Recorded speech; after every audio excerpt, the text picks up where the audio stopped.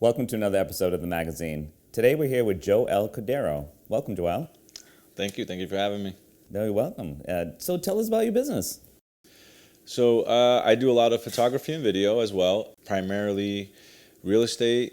I do a lot of stuff over the water too for marinas, and lately I've been doing a lot more products for Basque, which is a local dispensary and grow facility, and I've actually been working with them for many years since they first started, helping them document the building of their facilities in Freetown, and more recently just really helping them with their marketing content. So a lot of what I do is for marketing purposes strictly. I don't work with the family portraits, or I don't do the weddings. I don't do things like that. I may on occasion for a friend or family. Sure. Somehow I always seem to get roped into one or two every year. Mm-hmm. And always will. And most likely always will. But I it's fun too. It's not a terrible thing, especially when you're doing a destination wedding. Like I did one in Mexico in October that just passed. I've done one in Jamaica. I've done one that was actually on a cruise all through the Caribbean. So those are fun. Sure. But mostly I do a lot of social media development, content development. So I help realtors either advertise their listings and also just promote their own brand. So it's usually very short, okay, which I like to keep it that way because people's attention spans are shorter and shorter every day, and it's a fun job because everything changes, right? I don't go to the same place twice. Okay. Every unless they're selling the same house a couple of years later, which has happened on occasion already. But I do a lot of drone work. I am a licensed drone pilot. I was actually the first licensed drone pilot at Channel 7 when it was NBC. Okay. Back in 2016. So what does it entail to be a drone pilot? If you want to do it commercially, you have to have a federal license. It's a chapter, I think it's called Part 107. And for me, the way I got started, I had this simple drone with a GoPro attached to it. Okay. And nowadays, I got like a fleet of drones that are so much more advanced. But typically, for example, yesterday I did a shoot for a realtor who wanted to advertise a piece of land that's already engineered for a developer, somebody that can come in, build a couple of houses, and there's no other way to really showcase that work. I mean, that opportunity, I should say. Without the drone, it's almost impossible, right? Because you come in on the ground and you're just going to look at a bunch of trees. Sure. Right? From the drone, I can hover over the entire plot, but then also showcase proximity. What's it next to? What's it close to? Mm-hmm. I can overlay the actual plot lines, so now you know exactly what you're getting as a buyer, as a potential builder. Sure. And it helps them to actually envision the final product. And so that is it's a huge advantage because otherwise, what are you going to do? Hire a helicopter or right. do a flyby? It's just not practical. It's not so. But you need special permission and everything in order to do this. Yes, absolutely. I mean, generally, when I'm hired to do it, I'm very conscious of not being over private properties and things like that, because you don't want to violate anybody's privacy or anything. But it's fairly easy to do. There's public roads everywhere, and then once you're so high up you're not really messing with anybody. So it's again, it's a very fun job because everything changes every time you're out. There's just something new, and I love that about the job. That's great. So how did Cordero Video and Photo get started? So it got started in really 2014. I was doing a lot of corporate events at the time, mm-hmm.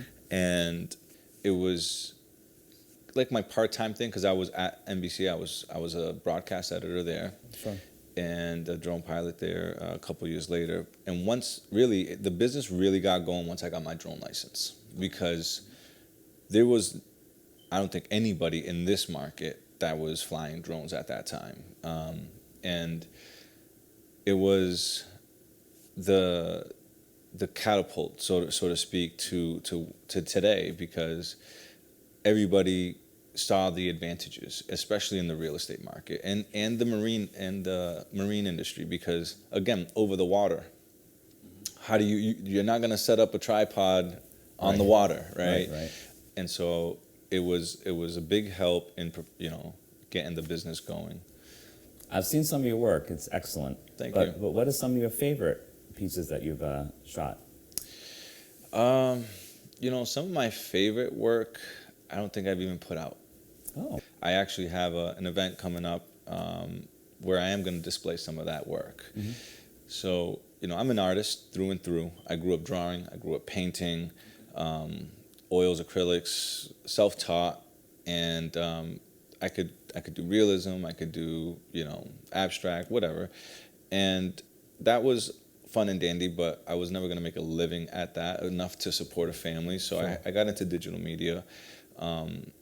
I was introduced actually to digital media as a teenager at a youth program that was more focused on the arts at first, and they just introduced us, and I never stopped using it since, because I saw all the advantages. I saw all the ways that you could literally manipulate the content, and it's so much more, I think, to me at least, expansive than the canvas, than the paper, and it's a little more rewarding for me.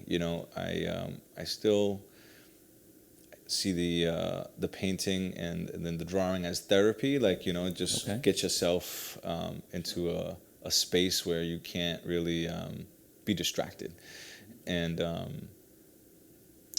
digital media has become that too for me, though. So. Mm-hmm. So it sounds like you do a lot of preparation before you do anything.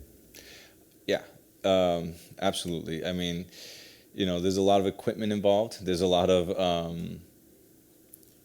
batteries that need to be charged. There's a lot of stuff that needs to be packed. There's a lot of, prep work that goes into the work that I do, absolutely. So you talked about real estate, a lot of the real estate shoots, but what are some of the typical shoots that you do on a day-to-day basis? So on a day-to-day basis, I do a lot of real estate shoots, and I also I do a lot of cannabis shoots. Okay. So on a typical day for me starts off, getting my kids ready, get them to school. Right after, I'm out already, usually by 9:30 at my first shoot. Okay. They could be anywhere between Boston and Cape Cod. Primarily, the South Coast is my hot zone. Okay. I do a lot of stuff in New Bedford, Dartmouth, Fairhaven markets, and I might, try to schedule myself so that I'm shooting one day, editing the next. That doesn't always work because New England weather. So it changes on a day-to-day basis. And we have to work around that, obviously, with the real estate stuff, because you want to get the drone in the sky, and sometimes if it's raining too much, it's not possible.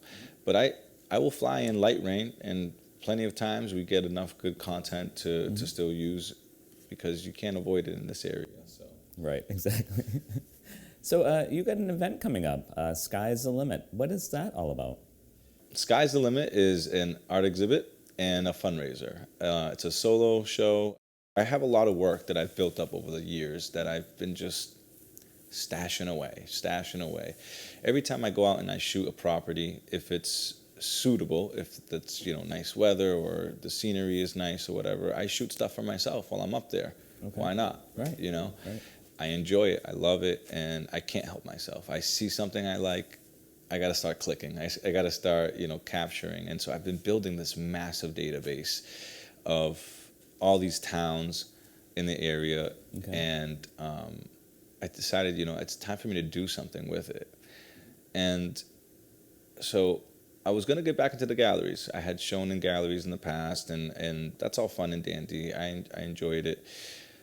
But I don't know, something to me just said, you know what? Do something on your own. Do it your way. Do it your style. Like, you know, why not, right? You have the opportunity, you have the means, I have a lot of friends that are supportive, and I said, let me just poke around and see if this can actually happen. And of course, it's become a bigger monster than I expected, but I think it's a beautiful journey, right? Like there's something about the process that is just, it's invigorating, and it's not something I take lightly, because it's Sure. so much planning, it's so much involved, and so many things involved. And so I wanted to make it bigger than just an art show. I'm like, okay, what can I do with this? And so I decided to make it a fundraiser as well for Dream Out Loud Center of the Arts. And they're the program that introduced me to digital media when I was 15. Oh, wow. Okay. I, again, I think it was called Artworks at the time, had a program downtown, and they helped us be able to make paintings. They gave us the materials and the means and so on, and they would put on these art shows that we would be able to display some of our work as teens. You would never get that opportunity otherwise. And then they brought in Dream Out Loud, which at the time was called Brick by Brick, and they're the ones that pretty much helped us get going with Photoshop, because we started designing a magazine, a teen magazine, and I just fell in love. I never stopped using it since. Nice, very nice. When is this exhibit? So the exhibit is on June 16th, and it's going to be at the Kilburn Event Center, which is a beautiful space overlooking the water. They have a big rooftop balcony that's massive, and we're going to have 300 plus people there. Wow. It's going to be a very, very nice night. So how can people get in touch with you in order to get tickets or to come attend the event? So you can go to joelcordero.com, JoelCordero, no I. Everybody wants to stick an I in there, and that's all right. And all the information, details, and tickets are available there. The site is actually in beta form, but it's an online gallery of sorts as well, and it's actually one of my next big projects. So I've been building this massive database. So what do I do with it, right? What do I do with all this stuff? I can showcase it for a night. That's great. But now what? Okay, that's one night.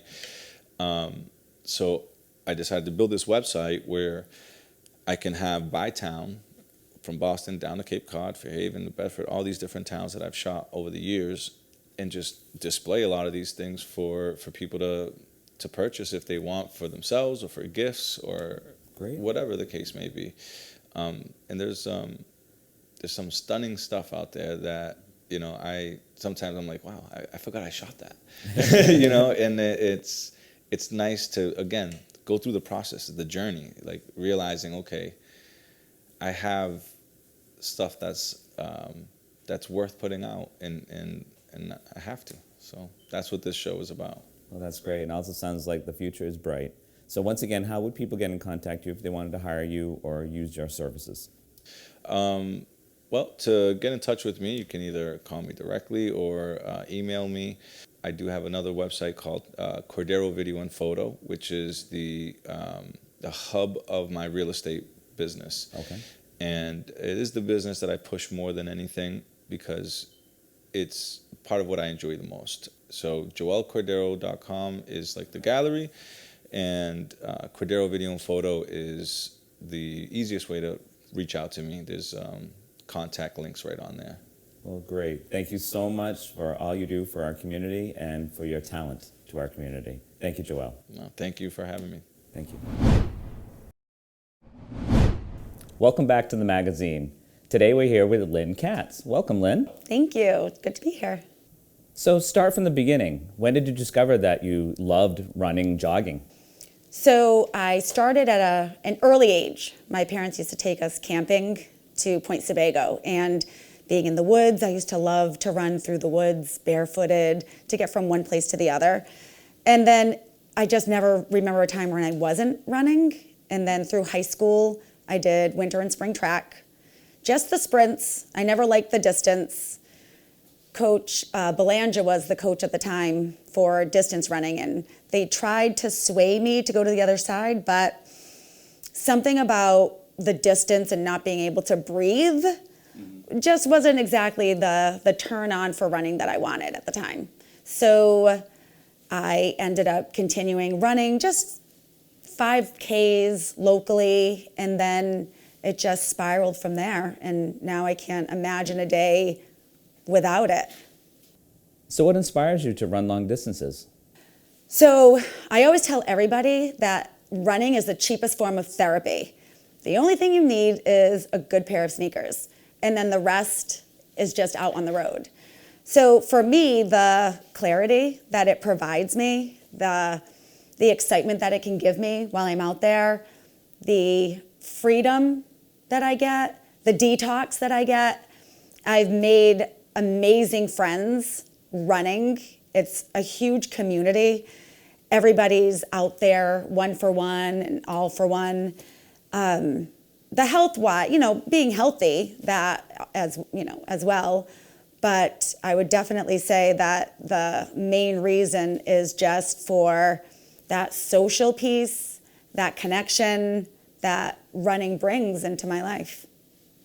What are some of the challenges to long distance running? Oh, there can be quite a few. So I think in the past, over the years, I should say, so I started long distance running in 2009. And back then, it used to be, which is great, that camaraderie. So it would be, okay, so when are we all running?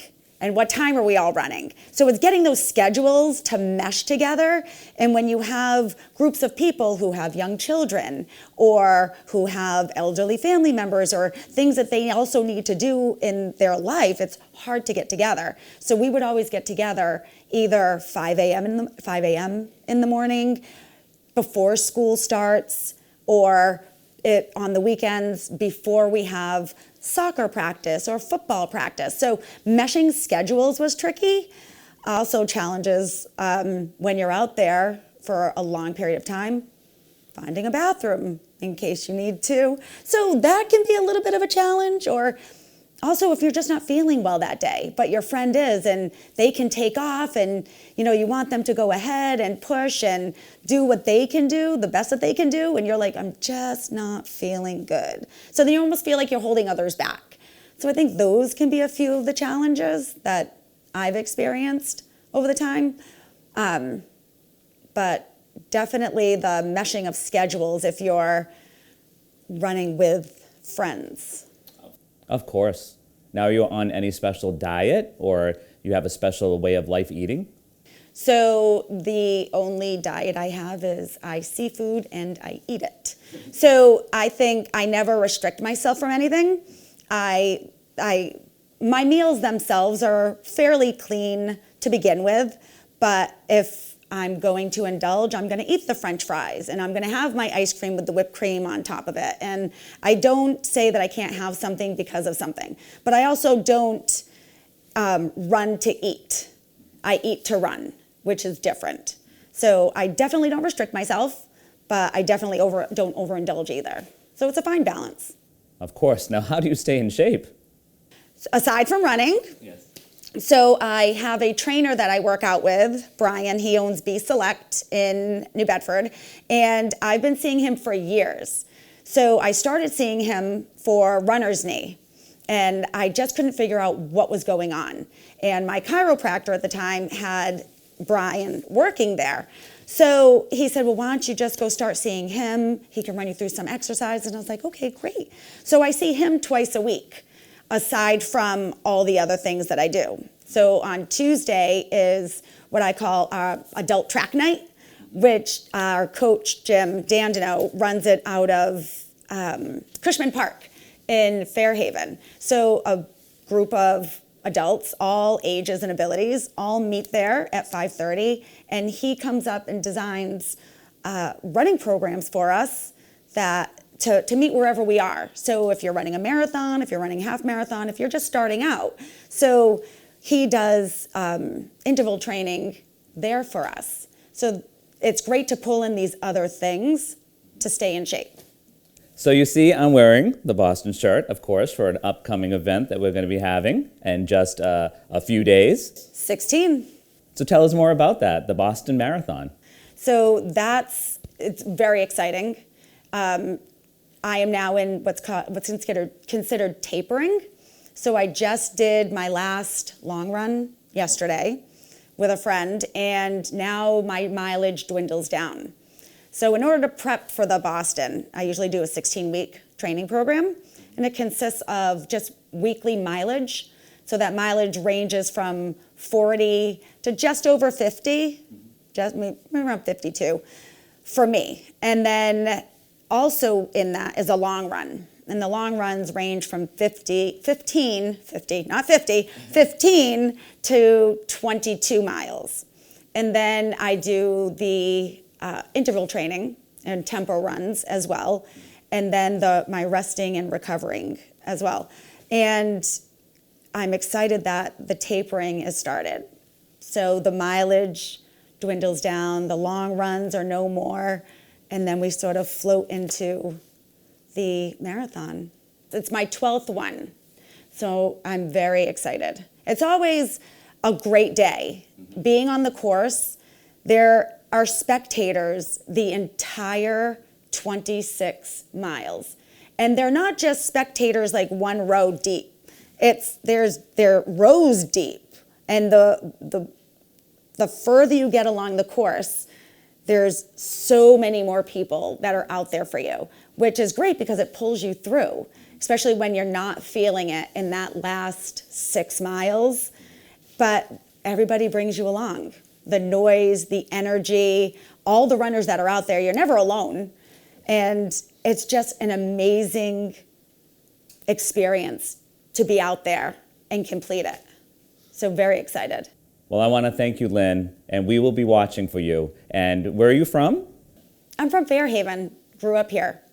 So we have a Fairhavenite in the Boston Marathon. Yes, we do. We are so proud of you, and we'll be rooting you on, and we wish you the best of luck. Thank you so much. I appreciate this. Thank you, Lynn.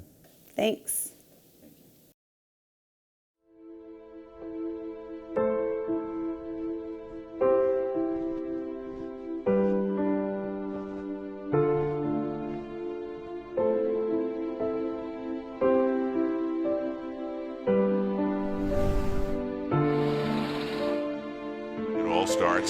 It starts where it does here, Al, because that's where the railroad went in its day.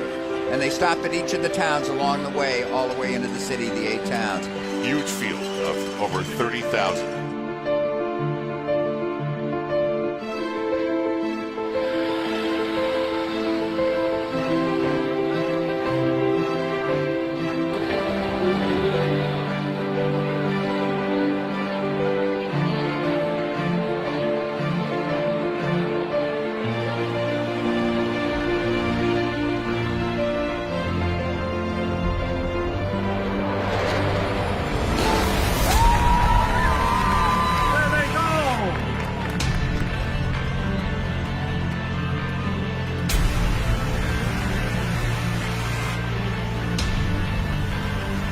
Off the start here at Hopkinton.